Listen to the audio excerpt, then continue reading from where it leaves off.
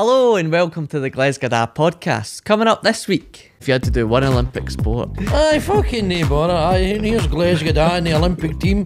What's he doing? Oh, aye, fucking champion pie eater, man, right? Eating and drinking. Oh, he's a man. There you go, 41 mil, bang on. Thank you. Right, I should be in the Olympics for fucking the inane shite knowledge competition. But we live in the era of the professionally offended. These fuckers. I mean, when have you ever fucking nursed AIDS babies in Romania? Who are you to be fucking offended, you arsehole? But before then, we're talking about everything. The Olympics. The Olympics, man. This is the modern Olympics. The modern Olympics. You know, it was based on ancient Greeks. That's where the Olympics started. Do you know that? I knew that, yes. 2,000 years ago.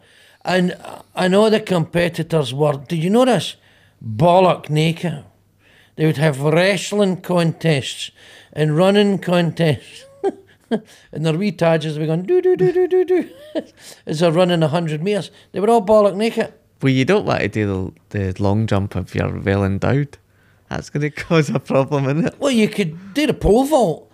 But the problem is you couldn't be an old guy. I mean, if I did the long jump, my balls are 3 foot long, so that would... I'm sorry, you might have got there, but your balls landed back here. It's like throwing that hanger in, what's that? Hammer throwing. They turn round like mad with that. I know. I know you're not sure which is that my balls? I don't know what one's which. I think it's wrapped around your knackersack and you take it off with it. Oh, right. So, the modern Olympics, it took place in Paris. Yes. Right. So have you been watching it? I like the Javelin. The Javelin? I like it. You like a spam javelin, right? What are you talking about? Well, it's like now when you watch programmes like, I don't know, Strictly or Dancing on Ice, you always want somebody to fall.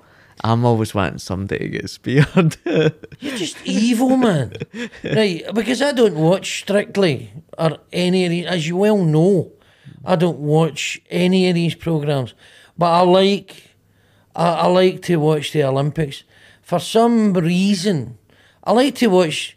Gymnastics is pretty cool, and the track and field, you know, running and I remember when I was young, Daley Thompson was the greatest athlete in the world. He was a decathlete, and he was the world record holder, Olympic gold medalist, and world champion.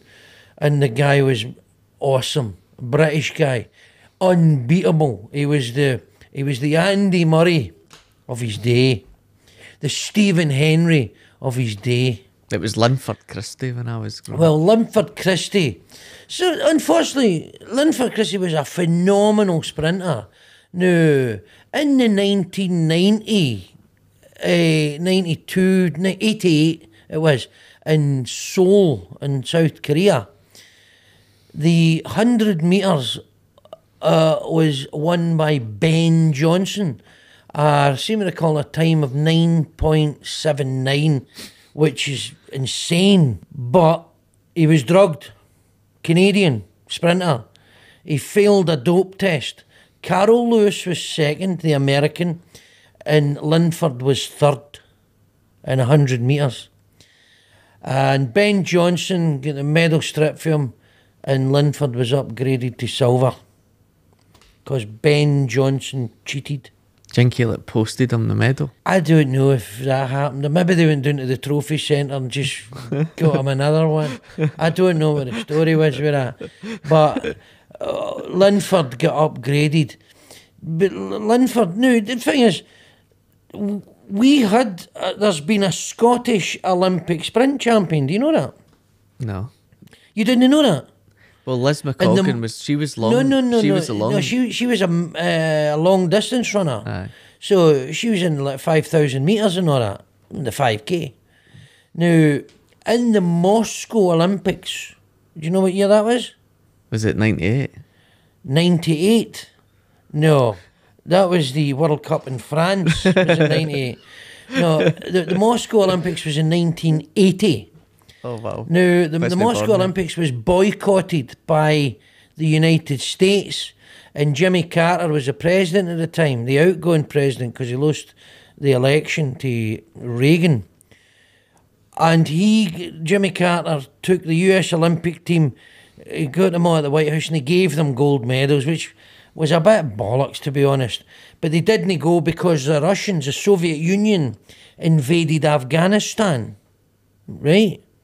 So they had invaded Afghanistan the same year, and because the games were in Moscow, the US went, get it round you, we're not coming to Moscow because he's invaded Afghanistan. Fucking pot kettle black. Anyway, that's neither here nor there. The point is, it's not as if the USA never invaded Afghanistan. The point is, the 100 metres, or in the old days, the 100-yard dash, the 100 metres was won by Alan Wells in a time of 10.11, which was quite slow. I was going to say. But he won it. And he just was pipped by Pietro Minea in the 200 metres. He came second, he got silver. So Alan Wells got gold, Scots guy, got gold in the 100 metres, and he got silver in the 200 metres. Pietro Minea, he won the 200 metre Italian guy. And he just could run like fuck.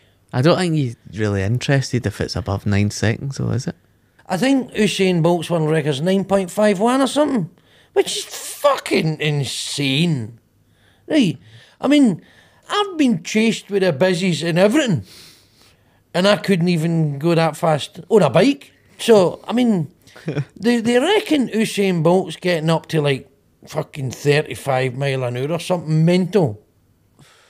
But he couldn't run for an hour at that speed. Nah, you get stopped at the lights. But Usain, I'm sure it was 9.51 or something mental like that he's run. Would you think you could run the 100 metres? Well, I know the fastest I've ever run 100 metres. 16 seconds. That was as a boy. I got to be honest, I don't think they measured it properly. Did the van turn up or something? Ice cream van, you look. Whoa! Hey, somebody stole my rolling sausage. I could qualify for the Paralympics with my horn for a javelin. Oh, aye, right, because the form. Can he grip it right? Aye. Well, theoretically, I suppose you probably could. But if you've got anything wrong with you, I mean, I'm a bam. I could get in the Paralympics. Or archery as well, because I'd need wee things to pull the wire back. Yeah. I mean, they're putting stuff like BMX and all that into the Olympics. And, I mean, where's it going to end? I remember there was talk of putting darts in the Olympics. So, if they've got shooting as part of the modern pentathlon, then why would they not have darts? But, I mean, for fuck's sake, I'm not trying to be funny. Well, I am actually. That's why we're here. But darts, the Olympic team coming out, and wee Jockey Wilson, I mean, he was fucking great. You remember wee Jockey Wilson? I've heard the name, but I don't remember him now. A wee fat guy with false teeth, for Kirkcaldy.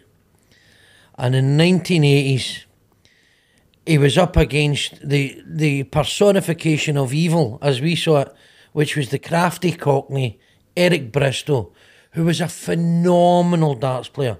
And the titanic battles they two had. It was millions of viewers, millions and millions and millions of people tuned in to watch this. It was Scotland versus England. And Eric Bristow had this way of throwing darts, which it was like a parakeet. His hand looked like a parakeet, and he seemed dead arrogant, and I mean, he was a lovely fella, right? He was a nice fella, but he seemed dead arrogant. He was like a pantomime fucking villain, right? And everybody in Scotland, this guy's wee Jockey, belly hanging out his shirt and everything, drinking like fuck, 12 pints of lager, getting up and fucking rattling his arse. Phenomenal viewing. Did they ever go in bullseye? I'm pretty sure, because all the best darts players, and some you never heard of, because Bullseye used to be a big show. But it was funny on Bullseye. You remember Jim Bowen in the early programmes, they've got big prize board. I mean, it would take the piss out the contestants. So they had the big prize board, stay out of the black and in the red. You get nothing in this game for two in a bed, right? So you'd have to hit the red, and if you put another one in, you would lose the prize. So they would go up for the prize board, and the guy would fling a dart, and it would be in the black, and he says, "Oh, you've won a crisp packet," right? Something like that, and he say, "Oh, that's black. You've won a villa in Vietnam," right? Which was post-Vietnam, which was a war-torn country not that long before.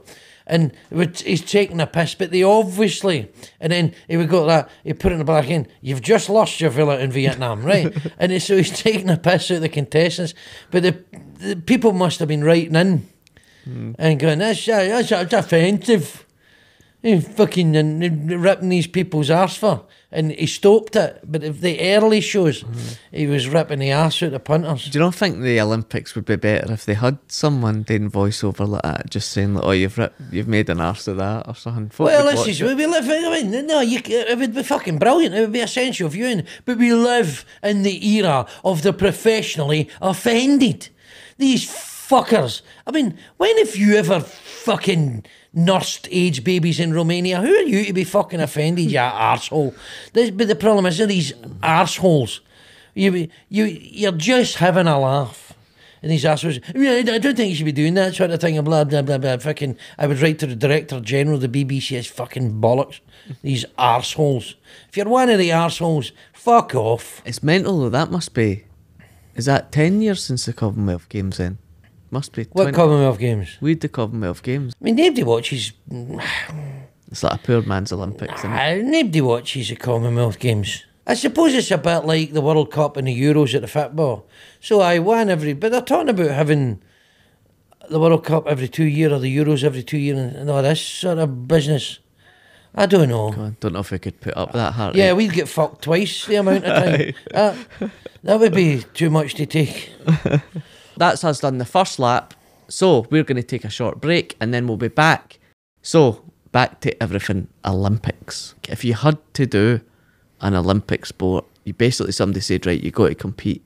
What would you pick? What do you think would be your best? If I had to do an Olympic sport? If you had to do one Olympic sport. Pie eating or something? I don't know what you're talking about. An Olympic sport.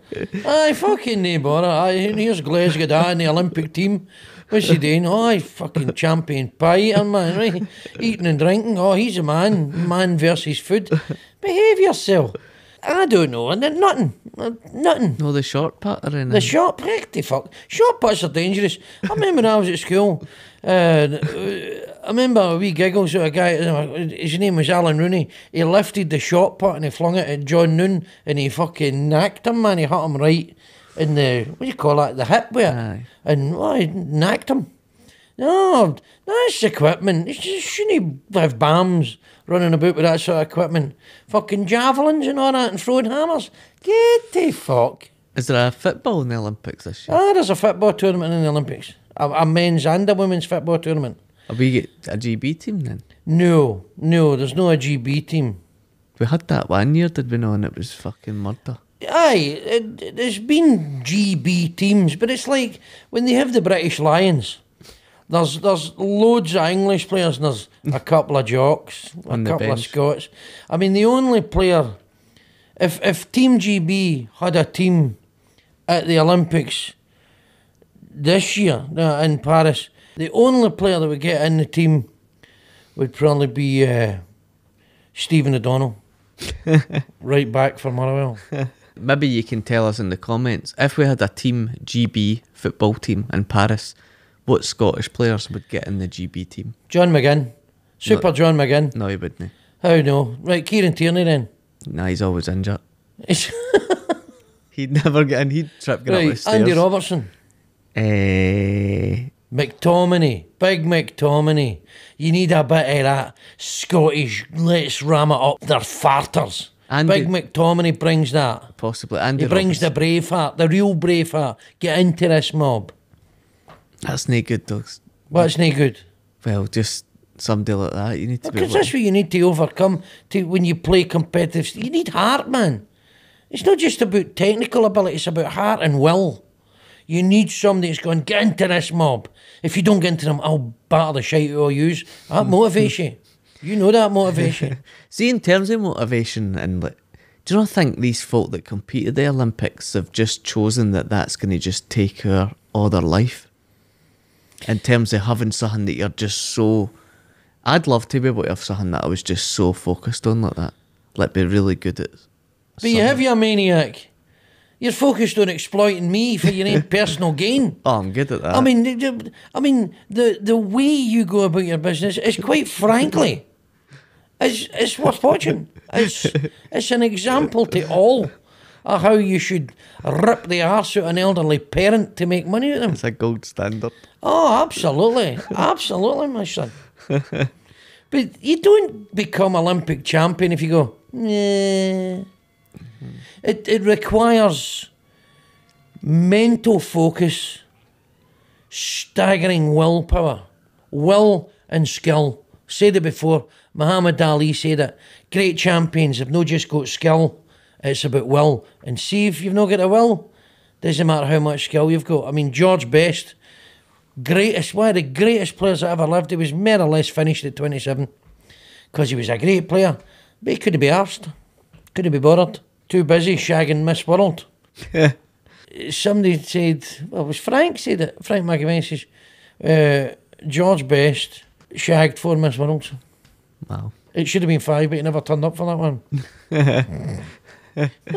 And talking about Frank McAvenny as well, he was one of our special guests at our live shows. We've had Jordan Young, Greg Hempel, and the amazing Frank McAvenny. So don't miss out, because we don't reveal the guest until the actual show, and it's always funny seeing the reaction in it of the audience. Oh, when somebody, oh, who's this? Right, oh, no, it's nice. It's nice, but we do it for you, the audience, to entertain you. Are you not entertained? Gladiator, we're going to get Russell Crowe. We're also at the Edinburgh Fringe as well, so it's a tenner to come and see Glesga, Mitchell and Mearns, Raymond Mearns, or my show as well. So would you watch the Olympics? Are you one of these folk that would watch it every day, or do you just... I tune into the Olympics because it's on console telly and all. I mean, I don't watch the football tournaments or anything like that, or the tennis or any of that bollocks, because you can watch that any time. But there was a guy, 1980 Olympics, which one I always remember was brilliant. There was a guy called Maurice Yifter. He was called Yifter the Shifter. That was his nickname. And he was a removals man, he had his own business. No, he was called Yifter the Shifter. And this was a wee guy, 10,000 metre runner. And he was an Ethiopian or something. And he'd start running. And he'd do about 6 or 7 laps. And then he would just kick into another gear. And he'd be lapping everybody else. That was amazing. I remember that. I never understand why when the long distance are in the track, they just don't go to the inside as much as they can, because it's... No, they do. They always do. They all take off because they've got staggered starts, right? And what happens is, after a certain bit, they all go into the inside lane. That's what they always do. Are you allowed to dunt them? Is that allowed? Nah, some of them getting each other. I mean, you've seen pile-ups over the years. You remember Zola Budd? You've made that name up. No, Zola Budd. She was an Olympian. She was a South African. She ran on her bare feet. I can't mind what Olympics it was. It would have been 84, 88. I can't mind. It was in the 80s. And Zola Budd she was South African, and they brought her out and she ran for Britain. And there was a big kick up at the time, not because of apartheid and all this sort of stuff. And then, but she ran in the Olympics. But Mary Decker was the famous American miler, so 1,500 metre runner. And she was pretty much a shoe-in to win. But Zola Budd and Mary Decker clashed. They fell out of the tap of each other. And two of them ended up... Mary Decker went down, and that was her out the race. Mary Decker decked it. Aye, Mary Decker decked it. And then Zola Budd kind of kept running, but I think she got injured because I think Mary Decker stood in her foot or something. I don't fucking know. But she never won either. See, I thought you would always have to wear You weren't allowed to wear bare feet. No, she ran in her bare feet. When you might do that in a Glasgow park. Well, they're not in the Glasgow park, are they? They don't need these beautiful stadiums which are purpose built. Gee, I don't think this is a backlash that all the cities are getting, though, that they shouldn't be investing so much in Olympics when they've got no money. They're building all these stadiums. Because at the end of the day, they're really just building the stadiums for the Olympics, aren't they? Well, are they? I suppose so. Are they reusing existing stadiums? I mean, who uses... They're building new stadiums. Who uses the London one? Eh? Who uses the London one now? Is it no Fitbit? West Ham. Oh, aye. West Ham. That's where Frank goes. When Frank McAvoy, because he's a West Ham legend as well as being a Scottish football legend. And he goes down to the London Stadium, which is where West Ham play their games. And he does the meet and greet and all that. Right. Because they adore him down there. He's a god to the West Ham fans. I do meet and greets, but they're all greeting because I was shite. Yeah. They see your meat, they start to greet. That's a big thing now, isn't it? Meet and greets. People make Is it? Well, people, like, not only do you buy a ticket for the show, then they charge for a meet and greet at the end, don't they? Do they? Aye. VIP ticket. I mean, Barry Manilow does a platinum ticket, which is very expensive. And if you buy a platinum, you get to meet him at the end of the gig. For how long? Oh, it's it's like meeting. It's like meeting the king at the Royal Variety Performance. Hi, how are you? Fuck off. Hi, how are you? Oh, really? Yeah, fuck. You Get a don't. photo? You might get a selfie or they take a photo and then right out next. You done it? Personally, no. I've obviously ladies of a certain vintage. I've got to know some of them, and they were telling me. And how much does it cost? £1,500. No, it doesn't. It's £1,500 for a platinum ticket for Bazza.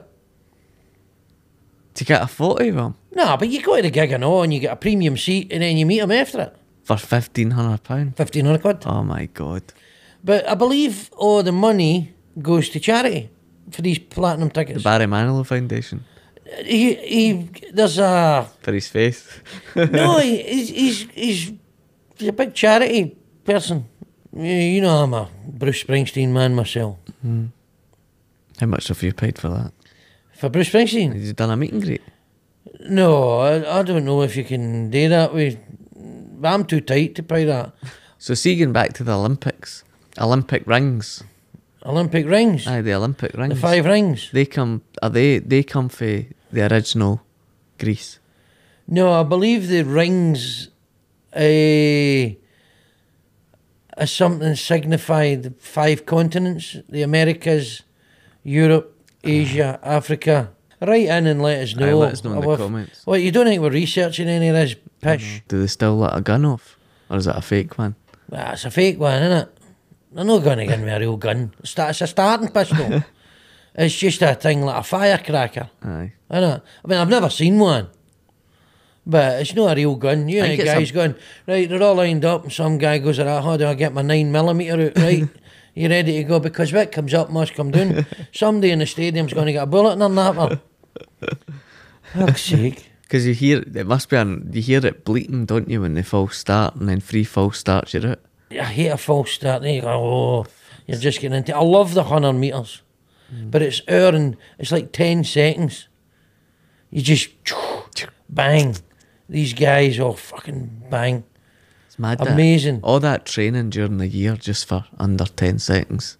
What other sport's that? It's amazing. But when you think about it, over the years, it's come down and down and down. I mean, the world record for the marathon, right, which is 26 miles, 385 yards, right, is under 2 hours.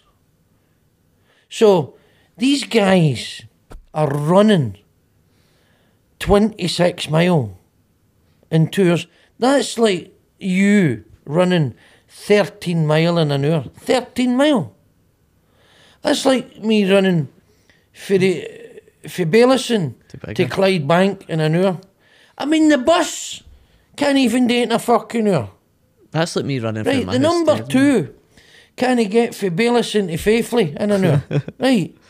But these marathon runners can get for Bellison to Faithfully in a fucking hour. Less than an hour. That's what you're talking about. They run faster than the bus. Mind you, they've not got 40 fat dollies inside them. That's like that's like running up the M8 for Glasgow to Edinburgh, is it? No, the M8 for Glesga to Edinburgh is 32 miles or something. It's from which point to which point? For the Kingston Bridge. Hermiston Gate to... For Hermiston Gate to the Kingston Bridge is 41 mile. Really? Pretty sure. 41 mile bang on. There you go, 41 mil, bang on. Thank you. Right, I should be in the Olympics for fucking the inane shite knowledge competition. Mr. Producer confirms it's 41 miles. He's verifying. I'm a fucking human computer. Chat GPT, get it up, ye. Alexa, fuck off, you know nothing. Be funny if she just replied now. I think if I had to pick a sport, it would probably be the 100 metres. Imagine gigging for under 10 seconds and that was you. You trained for it all year and you had to do 9.6 seconds of material and then just walk off stage. Brilliant. Incredible. Making no money. There you go, 10 seconds, £1,000,000. Nike trainers, everything. £1,000,000. Here's my £1,000,000. It's amazing what they do. To run 100 metres in less than 10 seconds. To run 26 miles in less than 2 hours is fucking staggering. Must be great, like if you're a runner like that, if you've got a co-op in your local town and it's like 2 minutes to 10, you know they stop selling booze at 10 o'clock. You can just fucking sprint. Well, there's a kind of dichotomy there. There's an incongruousness. I think if you're the sort of person that runs down to the co-op for 6 super lagers, if you're drinking alcohol, that's going to hit your speed. No, but you're gone for alcohol. That's not the sort of fuel that Olympic level athletes would take. I remember years ago, I met Sally Gunnell. Now, Sally Gunnell won the 400 metres hurdles in Barcelona. And amazing athlete, British athlete. I met her on a TV show and she had retired. And I says, so what will you do now? You know, I've retired, Sally. She says, I'm going to get fat, mate. I'm going to eat what I want and have a drink. I'm going to get fat because I'm sure she was sort of half joking. Because to be an Olympic athlete, you are depriving yourself of so many things that everybody else just takes for granted. You've got to eat the right things, drink the right things in specific quantities. Your nutrition is all measured out, and you know that because you pay a fucking bam to torture you and tell you what to eat, you fucking idiot. So imagine that. I mean, and you're hardly an Olympic athlete, right? I mean, you actually cause people to be Olympic athletes to get away from you, can't get away from you quick enough. So, but you know what it's like? Imagine that to its extreme, and it is extreme. And I met Colin Jackson as well, and he was an Olympic athlete. And they would, you know, it's all about nutrition, and now they've got psychologists and fucking heat shrinkers and fucking all sorts to get a winning mentality and all this bollocks. You know, whereas we don't have that so much in Scotland. But all we need in Scotland to operate at our zenith of performance is we need a substance called bile. Bile, right? That's what drives Scottish people. Bile. When we're up against the English, it's no muscles or motivation. It's fucking bile. Get into this mob. It's hatred. Very powerful fuel. And if you're full of bevy and all that, it helps. I always thought Colin Jackson was a poor man's Linford Christie. He was always in his shadows, wasn't he? Nah, well, Colin Jackson came a bit later than Linford. They were contemporaries for a while, but he was a phenomenal athlete. But great athletes. But the great athletes way back in the 80s was Sebastian Coe, Steve Ovett and Steve Cram. They were unbelievable. Won everything out of sight. Unbeatable. Nobody could beat them now. Olympic golds, 800 metre, 1500 metre. Unbeatable. couldn't be beaten. Well, they're saying Sebastian Coe's going to be the next head of the Olympics. Well, he's one of that mob, isn't he? He's Lord Coe of Cockermouth and all this bollocks, isn't he? He's in bed with the Tories and everything, man. He's fucking juiced to right, and he's one of the good old boys. He's head of World Athletics now. And he writes motivational books and all that called The Winning Mind. And it's funny, he's got a book called, because I've fucking got a line it off somebody, and Sir Alex Ferguson, he's got a book about winning and all that. I mean, two very different ways of doing it. I mean, Sebastian Coe, Lord Coe, he's about positive mental attitude and doing everything right, the monumentality. Whereas Fergie, fear. He doesn't say that in his book, but everybody was shite scared of him. They didn't want to let him down because you knew he'd go through them. But if Fergie came up new as a manager, he wouldn't be allowed to operate because he'd end up in a jail. He'd end up with a social worker at his door and all that, saying he's a fucking bully and all that. Well, Neil Lennon struggled to get a job because people said he was like that, didn't they? Well, he's working on it. I mean, I think Neil Lennon's a phenomenal manager. Right, if you look at his record, everywhere he's been, it's just unfortunately certain other things have tainted his reputation.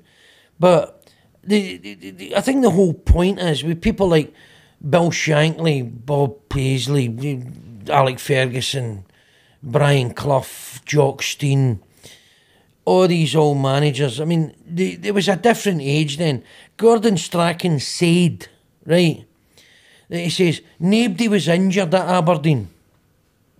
Because if you were injured, get in the North Sea. So they'd be training next to the North Sea in Aberdeen. And he says, if you're injured, get in the North Sea. Oh, fuck no, nobody's injured. You wouldn't, because you'd fucking make you get in the North Sea. I mean, come on. You couldn't do that now. You say a young boy, 17, 18, get in the North Sea. Get the fuck. You get in the fucking North Sea, you ball bag. I'm phoning my agent. You're getting to jail. That's what happens now. And probably it's a good thing. I think back in the 80s, the Aberdeen players didn't have agents or nothing like that. And Jim McLean, the Dundee United manager, he had held on to players' registrations and all that. And if you didn't want to play, you were at the game, basically. It wasn't until Jean-Luc Bosman, that's why it's called a Bosman, he came along and freedom of contract was in the European courts. You weren't allowed to hold on to a player's registration when he was out of contract, and he had freedom of contract. So the Bosman rule was named after Jean-Luc Bosman, a Belgian football player who played for Bruges or something, and the manager, when he let him go, kept his registration. And he didn't have a contract, but he wasn't allowed to go anywhere else. I mean, fuck. That's feudalism, man. Well, talking about contracts, it makes me always nervous because he thinks he's got one. That's us hit the finish line and brings us to the end of this episode. But remember, if you want to find out about Glesga, click the social link in any of our bios, give us 5 stars in your podcast provider, and on YouTube, hit the bell button because it alerts you to subscribe and lets you know when we upload a video. Also, remember, we're at the Edinburgh Fringe. Come and see us, Glesga, Mitchell and Mearns, Raymond Mearns and Masho.